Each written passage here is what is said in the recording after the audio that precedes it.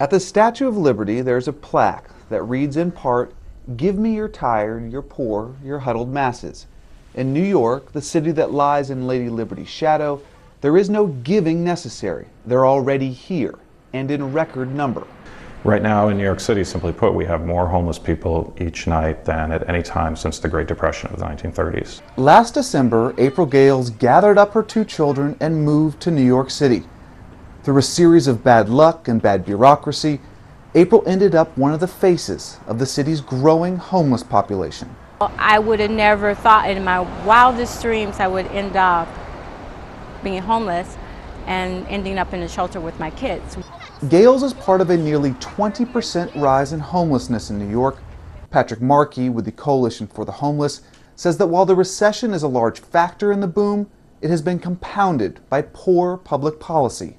For the first time since modern homelessness began 30 years ago, we have now in place no housing plan to help homeless children and families leave our shelter system and obtain permanent housing.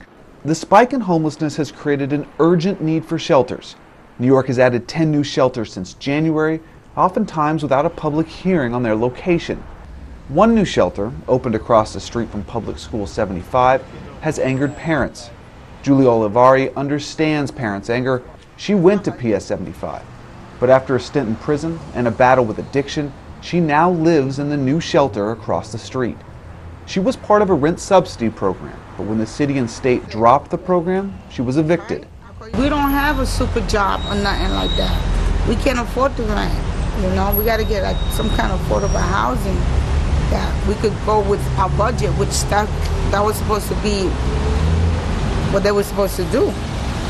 It was like 30% of your income, and then they help you with the rest. Veteran Sean Joel also found himself in the shelter system after the rent subsidy program ended.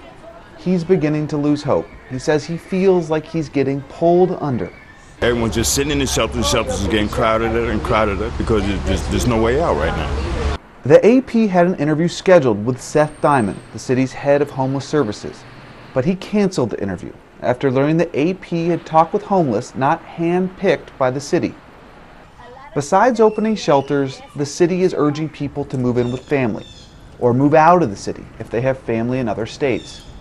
At last count, 46,000 people seek refuge in New York City shelters every night, the highest number in the city's history, and a number that doesn't include those who don't make it inside. David Martin, Associated Press.